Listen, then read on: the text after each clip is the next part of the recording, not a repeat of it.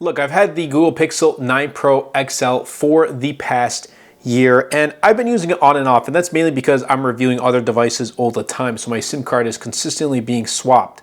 However, when my review period is done with a phone, I'm always coming back to the Pixel 9 Pro XL because it's that good. And yes, I know the Pixel 10 series, whether you're watching it before the 20th or after August 20th, when the 10 series comes out, I still think this is going to be a really great buy. And here's what I have to say about my experience in the past year, starting things off with the design. Display quality has been phenomenal. I absolutely love it. The Quad HD LTPO OLED display, 120 Hz refresh rate. I think it's still among the best for sharpness, color accuracy, and smoothness. And this is on par with the Galaxy S25 Ultra. In fact, I think a lot of phones nowadays just have amazing displays in general. Now, the premium materials with this Pixel 9 Pro XL, because I truly feel like this is a premium phone. It's got a brushed aluminum frame, which I kind of wish it was a matte finish rather than, this glossy feel to it, but that's okay. It's held up pretty well in the past year, and I don't really see any scratches, just a lot of fingerprints. But if you rock a case, you don't need to worry about any of that. Now, we also do have the Pixel Identity. Like when you see a device that looks like this with this kind of camera bar, you know it's a Pixel device. And it also, it is not too heavy. I mean, it's a little bit up there, but it's not that bad. And I just love how when this first came out, a lot of people were comparing the look of it to an iPhone, just like how it has flat frames and rounded edges and how it looks like an iPhone. I like it. I really do. And I don't care if it looks like an iPhone. It still is a beautiful designed phone, from the flat edges to the flat display to the camera bar on the back. Now, this also does have IP68 dust and water resistance. So if you come across a situation that you're going to need it, you know that it's there. The case I've been using with the Pixel 9 Pro XL has been this one from Thinborn for the past year. And the reason why I like this is because minimal, clean, aesthetically pleasing. It also has MagSafe support. And I know Pixel 10 series, at the time of this recording, it's not official yet, but they're rumored to have that MagSafe built in, like the magnets built in, which they're planning on calling Pixel Snap. And if you're watching this after, let me know in the comments down below. But this doesn't have it. So with having a MagSafe case, I can easily use all of my MagSafe accessories, my chargers, and my wallet whenever. So it's great to know that I have MagSafe, and it just looks really clean. In fact, I'm gonna kind of put it on for the remainder of this video. Let's get into the software and the performance, because design has held up very well. Now, it's got the Tensor G4 chipset, and yes, we know it's not the most powerful chipset on the market, but I really don't care, because I've noticed this. It's delivering smooth and stable performance for all of my daily tasks, even multitasking, and even for like AI heavy workloads. Now, I'm not too much of an AI power user, but I use it here and there. Like I'll use Gemini here and there, and I'll use ChatGPT for the business and things like that. But I'm not using it all day, every single day. Yes, I'll use every single day for just a brief period, but that's really it. And then my other daily tasks, like just a daily texting, calling, which call quality is great. Again, you want to make sure that also does depend on your carrier. So you want to make sure you have a good carrier that you prefer. I have Mint Mobile, and it's been awesome. And then again, playing games, I play Clash of Clans on this, no issues, no stutters whatsoever. And then using it for social media, browsing, and all that great stuff. Again, really awesome stuff with the software and the performance. Pixel UI, I love just the Pixel UI cleanliness. It's not really, I guess you can't call it stock Android, but it has that Pixel exclusive touch, and it remains uncluttered. It remains intuitive. It remains fast. And then you're getting what Google gives: monthly feature drops. So it's regular updates, and they've added useful features without slowing down the phone whatsoever. You're getting 7 years of software updates, which is awesome. This is currently running Android 16 with Material 3 Expressive, and I absolutely love it. Like this right there with like that fog animation is a new feature with Material 3 Expressive. And I say this all the time in my Pixel videos. I don't know what it is, but with Pixel UI, it just makes me feel productive.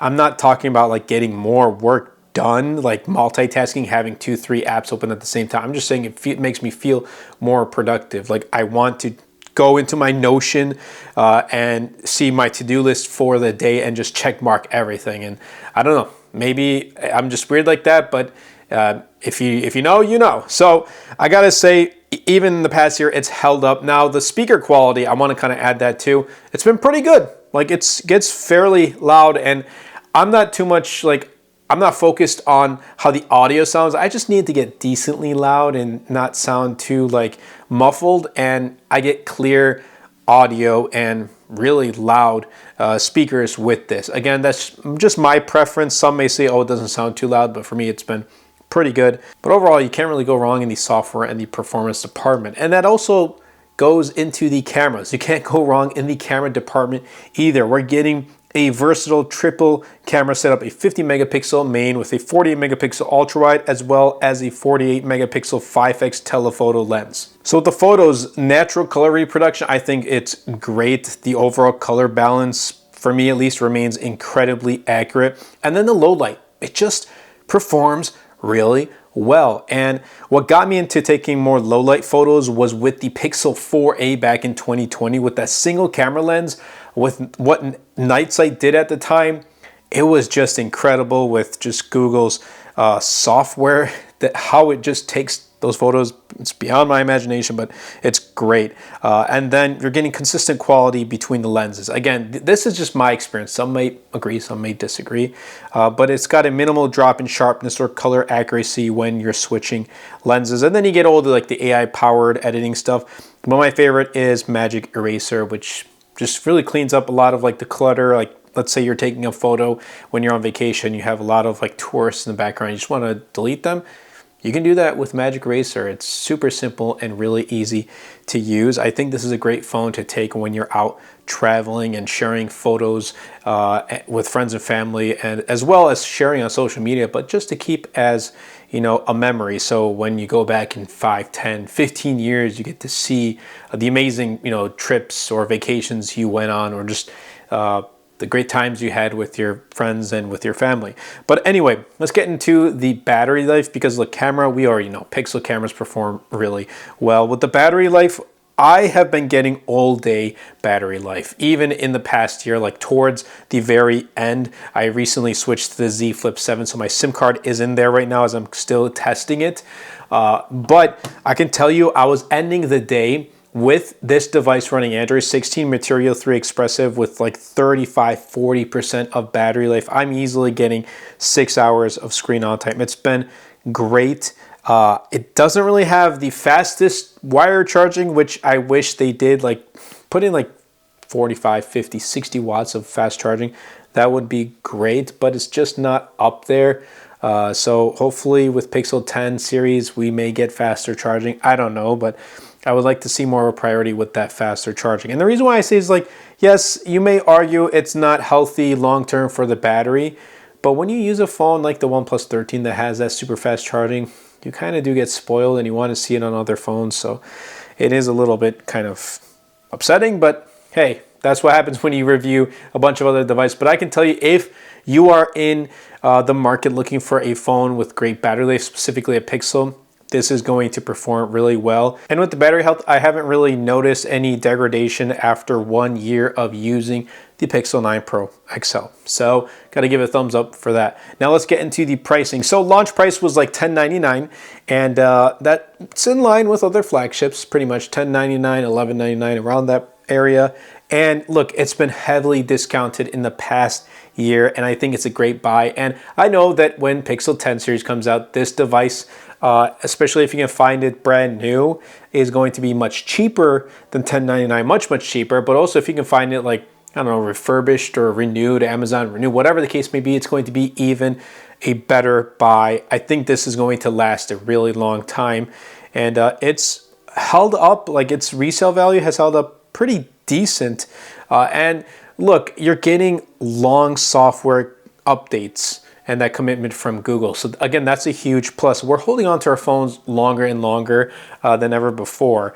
And the phones themselves are, and that's because the phones themselves are lasting longer. So it only does make sense. But I want to kind of wrap things up with my final thoughts. This Pixel 9 Pro XL, when compared to its predecessor, the 8 Pro, has been refined in every area, if you ask me. It remains strong in the design, in the camera, in the battery life, as well as the performance, especially using it for the past year. And this is easy to recommend. And I know even with the Pixel 10 series around the corner, again, if you're watching this after it comes out, this is still a phone I'd recommend to almost anyone. And I truly believe that with 7 years of software updates, buying this now will still give you that years of relevance and security and just a beautiful device. And look, I'm excited for what's next. Pixel series and its long-term success only builds anticipation for what Google is going to do with future Pixel devices. Maybe they might release, I don't know, a Pixel Ultra Mini.